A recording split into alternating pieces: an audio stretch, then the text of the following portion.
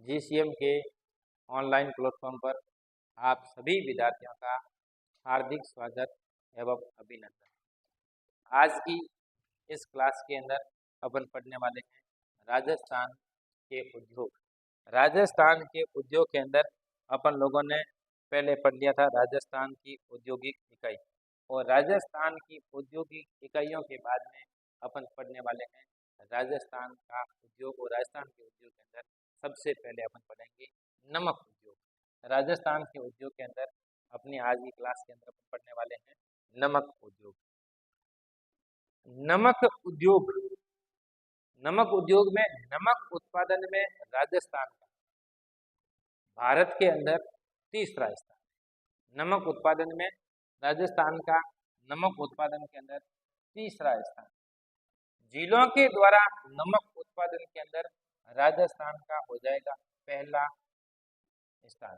झील के मार्फत नमक का उत्पादन करने में राजस्थान का पहला स्थान है, और सीधा प्रश्न आता है राजस्थान का नमक उत्पादन में तो तीसरा स्थान है, और राजस्थान पूरे भारत का 12% नमक का उत्पादन करता है। अब राजस्थान के अंदर जिलों के द्वारा नमक उत्पादन में राजस्थान का पहला स्थान हो जाएगा, परंतु सबसे अधिक नमक का उत्पादन करने वाली झील कौन सी है? तो अपना वेरी इंपॉर्टेंट प्रश्न बनता है सांबर झील। राजस्थान में नमक का सबसे अधिक उत्पादन करने वाली झील कौन सी हो जाएगी?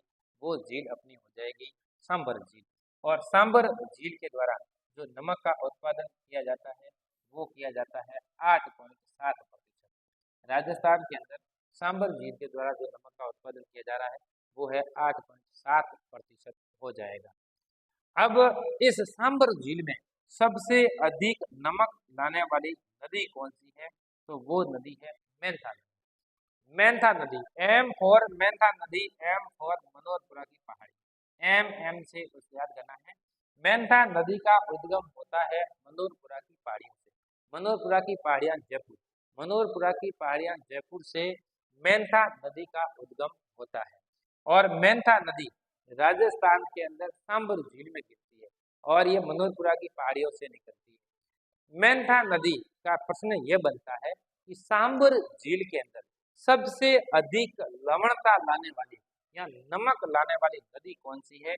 तो अपनी ये हो जाएगी मेंथा नदी हो जाएगी। इस सांबर झील में राजस्थान की 4 नदियां आकर के गिरती है, रूपनगढ़, खारी, मेंथा और हो जाएगी खंडेला। रूपनगढ़, खारी, मेंथा और खंडेला 4 नदियां आकर के आपकी इस सांबर झील में गिरती है। देखो अपने इस नोकल ट्रिक्स के माध्यम से याद कर रहे हैं कि रूपे ने खार आवे, रूपे ने खार आवे जिना माथो खंडो। अब किसी व्यक्ति को खार आता है तो वो सिर को धड़ से अलग कर देता है। इस प्रकार यहाँ पर रूपा नाम का कोई व्यक्ति है, और रूपे को खार आवे जिना माथो खंडो कर, और रूपे से मतलब रूपनगढ़ हो जाएगा, और खार का मतलब खारी हो जाएगा, माथे से मेंथा हो जाएगा, और खांडे से खंडेला हो जाएगा। तो ये आपकी नदियां हैं 4। इन चारों नदियों का जो पानी है जो आकर के आपका सांबर झील में गिरता है, और चारों नदियों में सबसे अधिक नमक लाने वाली नदी हो जाएगी वो हो जाएगी मेंथा नदी हो जाएगी। आप देखिए सांबर झील के अंदर नमक निर्माण का काम कौन सी कंपनी के द्वारा किया जाता है? तो वो हो जाएगी Hindustan salt limited. Hindustan salt limited company के द्वारा, हिंदुस्तान साल्ट लिमिटेड कंपनी के द्वारा जो नमक निर्माण का काम किया जाता है, तो इनकी एक शाखा के रूप में सांबर झील में है सांबर साल्ट लिमिटेड। और हिंदुस्तान साल्ट लिमिटेड की स्थापना होती है 1964। हिंदुस्तान साल्ट लिमिटेड कंपनी 1964 में स्थापित है। उनकी एक शाखा है सांबर साल्ट लिमिटेड, और सांबर साल्ट लिमिटेड के द्वारा सांबर झील के अंदर नमक का बनाने का काम किया जाता है। और 1964 के अंदर सांबर झील और सांबर झील के सांबर साल्ट लिमिटेड और सांबर साल्ट लिमिटेड के साथ में राजस्थान के अंदर वनस्पति घी का कारखाना, वेरी इंपॉर्टेंट प्रश्न है, राजस्थान में वनस्पति घी का कारखाना कहाँ है? भीलवाड़ा में, और जिसकी स्थापना भी कब होती है? 1964 के अंदर इसकी स्थापना होती है। अपनी पिछली वीडियो क्लासेस के अंदर राजस्थान की औद्योगिक वर्तमान औद्योगिक नीति, जिसको हमने 2017 टाइप कर दिया था, उस 17 की जगह आप 19 कर दें, राजस्थान की वर्तमान औद्योगिक नीति है वो 2019 है और पहली औद्योगिक नीति 2078 है। जो पिछली क्लास में है उसमें आप थोड़ा करेक्शन कर लें। वनस्पति घी का कारखाना 1964 में। सांबर साल्ट लिमिटेड की जो main company Hindustan salt limited जिसकी स्थापना 1964 में।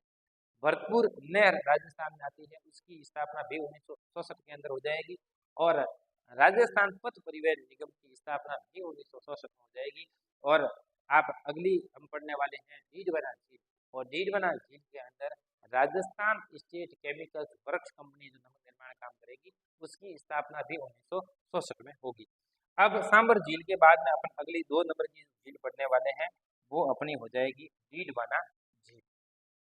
डीडवाना झील के अंदर जो नमक उत्पादन का काम करती है वो कंपनी है Rajasthan state chemical works. Rajasthan state chemical works company. Rajasthan state chemical works company जिसकी स्थापना भी मैंने अभी बताया था कि 1964 में होती है। राजस्थान स्टेट केमिकल वर्क्स जिसकी स्थापना भी 1964 के अंदर है। डीडवाना झील। डीडवाना झील के अंदर जो ये कंपनी काम कर रही है राजस्थान स्टेट केमिकल वर्क्स, इसके अलावा एक निजी संस्थान और निजी संस्थान है उसका नाम है देवल संस्था। और देवल संस्था के द्वारा भी डीडवाना झील के अंदर नमक निर्माण का काम किया जाता है। डीडवाना झील वर्तमान में डीडवाना भुसावन जिले में है और पुराने जिलों के हिसाब से पूछा जाए तो डीडवाना भुसावन नागौर से अलग हुआ तो नागौर डिस्ट्रिक्ट हो जाएगा। डीडवाना झील का नमक है वो अखाद्य प्रकार का नमक है। अखाद्य प्रकार का नमक हम कह सकते हैं कि ये खाने योग्य नमक नहीं है और डीडवाना झील का नमक खाने योग्य नहीं है इसलिए वो नमक घोलने योग्य है। ठीक है ना। तो देखो डी से डीडवाना, डी से देवल संस्था। देवल संस्था का संबंध कौन सी झील से है तो हो जाएगा अपने डीडवाना। तो डी से डीडवाना, डी से देवल संस्था और अगला डी से हो जाएगा ढोलने योग्य। ढोलने योग्य मतलब है खाने योग्य नमक नहीं है। और अखाद्य प्रकार का नमक कौन सी झील का है तो हो जाएगा डीडवाना झील का। और डीडवाना झील का नमक अखाद्य प्रकार का होने का कारण है कि उसमें कुछ की मात्रा है सोडियम सल्फेट की मात्रा पाई जाती है और सोडियम सल्फेट युक्त जो नमक होता है वो खाने योग्य नमक नहीं होता है। अब सांबर झील, डीडवाना झील और इसके बाद में अपन तीसरी झील पढ़ने वाले हैं। सांबर झील और डीडवाना झील के बाद में अपन 3 नंबर की झील हो जाएगी वो हो जाएगी पचपदरा झील। पचपदरा झील बालोतरा बाड़मेर। बालोतरा वर्तमान में नया बना जिला है और पुराने जिलों के हिसाब से आए तो बाड़मेर के अंदर पचपदरा झील। और पचपदरा झील के अंदर जो नमक है वो है सोडियम क्लोराइड युक्त, सोडियम क्लोराइड युक्त नमक। इसका मतलब सबसे बढ़िया क्वालिटी का सर्वोत्तम सर्वश्रेष्ठ क्वालिटी का राजस्थान के अंदर जो नमक का उत्पादन करने वाली झील कौन सी हो जाएगी वो झील होगी अपनी पचपदरा झील। और पचपदरा झील के अंदर सोडियम क्लोराइड NaCl की मात्रा है 99%। NaCl की मात्रा युक्त जो आपका नमक पाया जाता है वो अपनी पचपदरा झील के अंदर है। खारवाल जाति के लोग वेरी इंपॉर्टेंट है, वेरी इंपॉर्टेंट है। सांबर में सांबर साल्ट लिमिटेड काम करती है। डीडवाना में राजस्थान स्टेट केमिकल्स वर्क्स काम करती है। देवल संस्था काम करती है। इसी प्रकार पचपदरा झील के अंदर जो नमक निर्माण का काम करने वाली जाति है वो जाति है खारवाल जाति। खारवाल जाति और खारवाल जाति के लोग हैं वो मोरनी झाड़ी, ध्यान रखना, मोरनी झाड़ी से झाड़ू बनाते होंगे और उससे नमक को इकट्ठा करने का काम करती है। तो खारवाल जाति मोरनी झाड़ी का संबंध है वो अपना पचपदरा झील से हो जाएगा। वेरी इंपॉर्टेंट है। और पचपदरा झील का नमक सोडियम क्लोराइड युक्त, इसका मतलब खाने में अच्छी क्वालिटी का है। वो खाने में सबसे घटिया क्वालिटी का ढोलने योग्य वो है डीडवाना झील का नमक। अगला आप नमक उद्योग में पढ़ेंगे नावा। और नावा का है नावा नागौर। और नावा नागौर के अंदर साल्ट मॉडल फोरम नमक प्रशिक्षण प्रयोगशाला कहाँ पर है राजस्थान के अंदर तो वो हो जाएगी नावा नागौर के अंदर हो जाएगी, नावा नागौर के अंदर। तो आप नमक उद्योग का एक बार आप स्क्रीनशॉट ले लें। नमक उद्योग स्लाइड का आप स्क्रीनशॉट लें ताकि आप नोटबुक में आराम से इसको नोट कर सकें। नमक उद्योग और नमक उद्योग में सांबर झील और डीडवाना झील और अगली स्लाइड के अंदर पचपदरा झील, इसका भी आप आराम से स्क्रीनशॉट ले लें।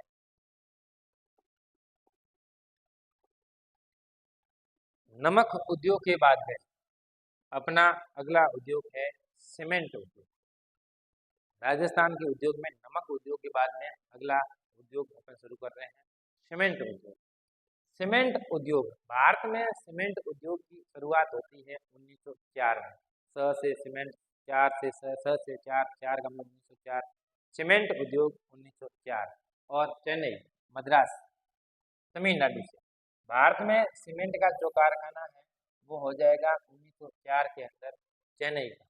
1904 चेन्नई भारत के अंदर नमक। राजस्थान बात करें कि राजस्थान में सीमेंट का पहला कारखाना कौन सा है, तो लाखेरी बूंदी। वेरी इंपॉर्टेंट प्रश्न है, कई बार परीक्षा में आता है और एसटीसी के हिसाब से वेरी इंपॉर्टेंट प्रश्न है। लाखेरी बूंदी, राजस्थान में सीमेंट उद्योग का पहला कारखाना हो जाएगा लाखेरी बूंदी। और लाखेरी बूंदी का जो आपका कारखाना है ये कारखाना Killick Nixon company, Killick Nixon company, Killick Nixon company के द्वारा इस सीमेंट सेंटर को स्थापित किया गया है। किलीक निक्सन कंपनी के द्वारा सीमेंट सेंटर की जो स्थापना होती है, ये स्थापना होती है 1915 के अंदर, परंतु उसके 2 साल बाद इसका उत्पादन शुरू होता है 1917 के अंदर। अधिकांश प्रश्नों में परीक्षा के अंदर यही प्रश्न पूछा गया है कि राजस्थान में सीमेंट का पहला कारखाना लाखेरी बूंदी, उसकी स्थापना या उत्पादन कार्य कब से शुरू होता है 1917 के अंदर। ठीक है, तो उसमें स्थापना 1915 है और उसकी उत्पादन कार्य प्रोडक्ट वो शुरू हो जाता है, वो होता है 1917 के अंदर किलीक निक्सन कंपनी के द्वारा। अब है सीमेंट के क्षेत्र में दूसरा प्रश्न बनता है कि सीमेंट का सर्वाधिक उत्पादन करने वाला जिला कौन सा है। राजस्थान में कौन सा जिला है जो सीमेंट का सबसे अधिक उत्पादन करता है, तो सीमेंट का सबसे अधिक उत्पादन करने वाला अपना जिला हो जाएगा, वो जिला हो जाएगा चित्तौड़। राजस्थान का चित्तौड़ जिला है वो सीमेंट का सर्वाधिक उत्पादन करता है। और चित्तौड़ जिले का ये कारखाना है जेके सीमेंट कारखाना, जेके सीमेंट कारखाना नीबाहेड़ा, और नीबाहेड़ा पड़ता है चित्तौड़ के अंदर। तो नीबाहेड़ा चित्तौड़ राजस्थान में सीमेंट उत्पादन का सबसे बड़ा कारखाना है और चित्तौड़ राजस्थान के अंदर सीमेंट उत्पादन का सबसे बड़ा जिला हो जाएगा। और नीबाहेड़ा को भारत का सीमेंट शहर के नाम से जाना जाता है। नीबाहेड़ा चित्तौड़ को भारत का सीमेंट शहर, भारत का सीमेंट शहर के नाम से जाना जाता है। अब आती है सफेद सीमेंट की बात। राजस्थान में सफेद सीमेंट, और राजस्थान में सफेद सीमेंट का पहला कारखाना कौन सा हो जाएगा, तो राजस्थान में सफेद सीमेंट का पहला कारखाना होगा जेके व्हाइट सीमेंट। और जेके व्हाइट सीमेंट अपनी है गोटन नागौर। जेके व्हाइट सीमेंट का कारखाना है गोटन नागौर के अंदर, ये सफेद सीमेंट का पहला कारखाना हो जाएगा। और जेके व्हाइट सीमेंट मांगरोल के अंदर ये सीमेंट का दूसरा कारखाना हो जाएगा। अगला जेके के नाम से 2 कारखाने हैं, जेके व्हाइट सीमेंट गोटन नागौर, सफेद सीमेंट का पहला कारखाना गोटन नागौर, सीमेंट का पहला कारखाना लाखेरी बूंदी। जेके व्हाइट सीमेंट का कारखाना हो जाएगा दूसरा आपका मांगरोल के अंदर। और 3 नंबर पर बिरला व्हाइट सीमेंट, और बिरला व्हाइट सीमेंट का कारखाना है खारिया खंगार। और ये खारिया खंगार कहाँ पड़ता है भाई, Kharia Khangar Jodhpur, Kharia Khangar Jodhpur, Kharia Khangar Jodhpur Birla white cement. White cement का सबसे बड़ा कारखाना, व्हाइट सीमेंट का पहला कारखाना हो जाएगा जेके व्हाइट सीमेंट गोटन नागौर, जल्दी ना करिएगा। व्हाइट सीमेंट का पहला कारखाना गोटन नागौर।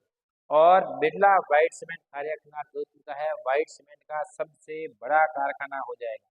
और 4 नंबर पर बिरला व्हाइट के नाम से एक और कारखाना है, बिरला व्हाइट सीमेंट का कारखाना है भोपालगढ़, और ये भोपालगढ़ भी जोधपुर के अंदर, भोपालगढ़ और भोपालगढ़ जोधपुर, भोपालगढ़ जोधपुर के अंदर भी बिरला व्हाइट सीमेंट का कारखाना है। तो बिरला व्हाइट सीमेंट 2 कारखाने खारिया खंगार जोधपुर और भोपालगढ़ जोधपुर, जेके व्हाइट सीमेंट मांगरोल और जेके व्हाइट सीमेंट का कारखाना हो जाएगा अपना गोटन नागौर के अंदर हो जाएगा। ये अपना हो जाएगा व्हाइट सीमेंट के कारखाने। अब इसके अलावा सीमेंट के प्रमुख कारखाने कौन कौन से, तो सीमेंट के प्रमुख कारखाने राजस्थान के अंदर बात करें तो एक कारखाना है मंगलम सीमेंट मोडक कोटा। देखो यहाँ पर भी M for Mangalam, M for modak, इससे पहले एम अपने और पढ़ा है, ये एम फॉर मेंथा नदी, एम फॉर मनोरपुरा की पहाड़ियाँ।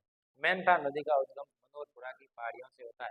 इसी प्रकार मंगलम, एम और मंगलम सीमेंट और एम और हो जाएगा मोडक कोटा, तो एम से याद हो जाएगा। श्री सीमेंट, श्री सीमेंट का कारखाना हो जाएगा ब्यावर। ब्यावर अजमेर से अलग होकर के नया जिला बना है, तो ब्यावर के अंदर श्री सीमेंट हो जाएगा।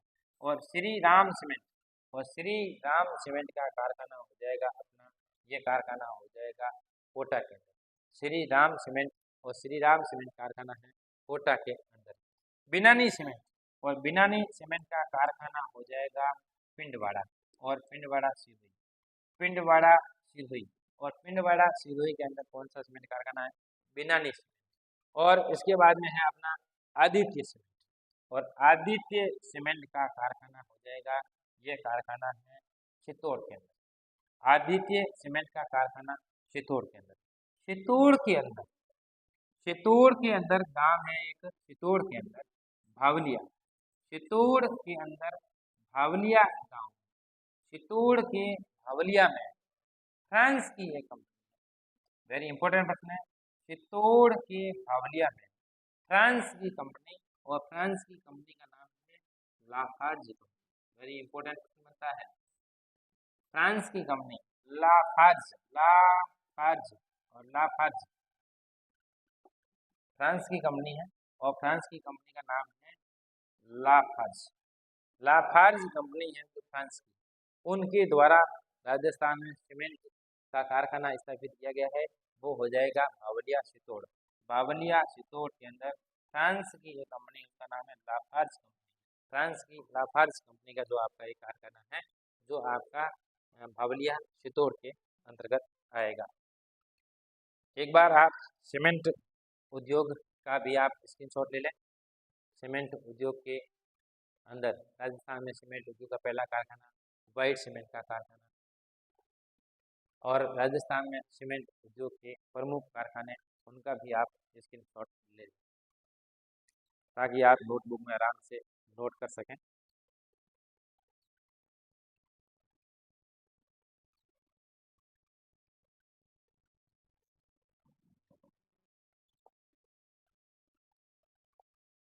अब हम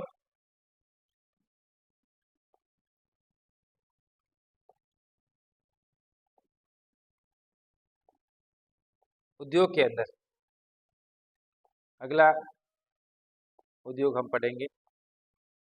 उद्योग के अंदर अपन लोगों ने नमक उद्योग, नमक उद्योग के बाद में पढ़ लिया सीमेंट उद्योग। सीमेंट उद्योग के बाद में अपन तीसरे नंबर का जो अभी उद्योग पढ़ने वाले हैं, वो अपना हो जाएगा कांच उद्योग।